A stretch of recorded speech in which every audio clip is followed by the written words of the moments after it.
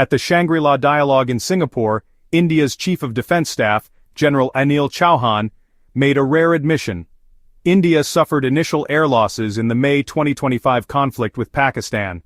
This public confession broke New Delhi's silence, confirming what many suspected but few dared say.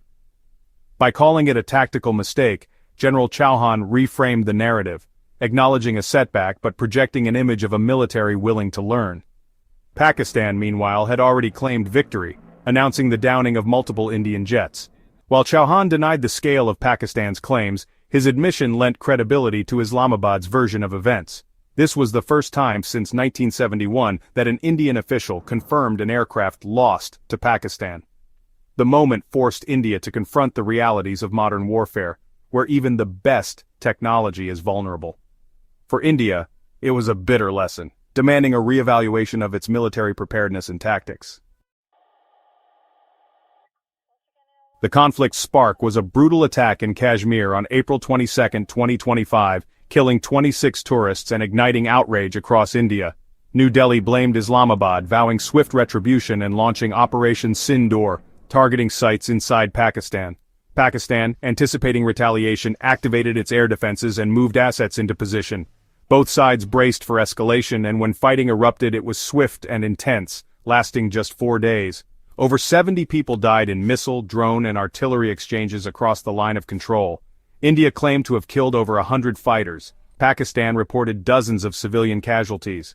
The stage was set for a dramatic high-tech aerial showdown. The world watched as the region teetered on the brink.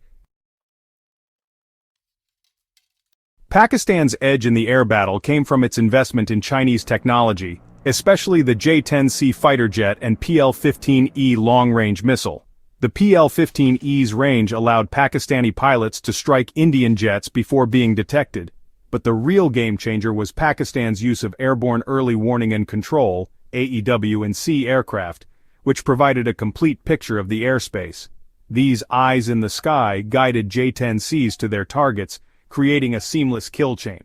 Indian pilots, expecting a border skirmish, instead flew into a multi-layered web of threats. Pakistan's integrated system, jets, missiles, AEW&C, and ground-based HQ-9B missiles created a lethal trap.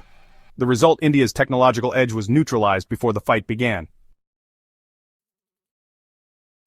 On May 7, 2025, near Wuyan, Indian Rafale fighters, armed with Meteor missiles, faced off against Pakistan's J-10Cs and PL-15Es. On paper, the Rafale Meteor combo should have dominated. But Pakistan's superior situational awareness, thanks to AEW&C support, turned the tables. Indian pilots lacking real-time data flew into an ambush. Pakistan claimed to have shot down multiple Indian jets, including Rafales. India initially denied but later admitted losses. Independent sources confirmed at least 2 Indian aircraft were downed, including a Rafale, a first in air-to-air combat. The battle proved that networked systems and long-range missiles now decide the outcome, not just the aircraft itself.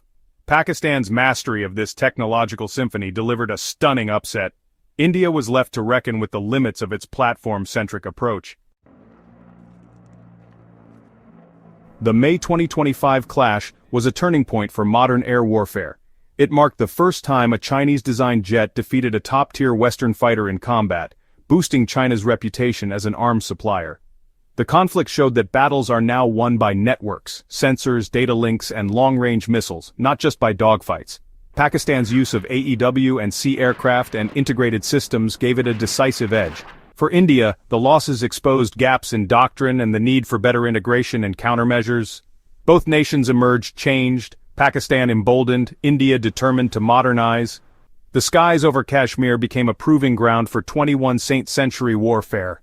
The lessons learned will shape military strategy across the globe for years to come.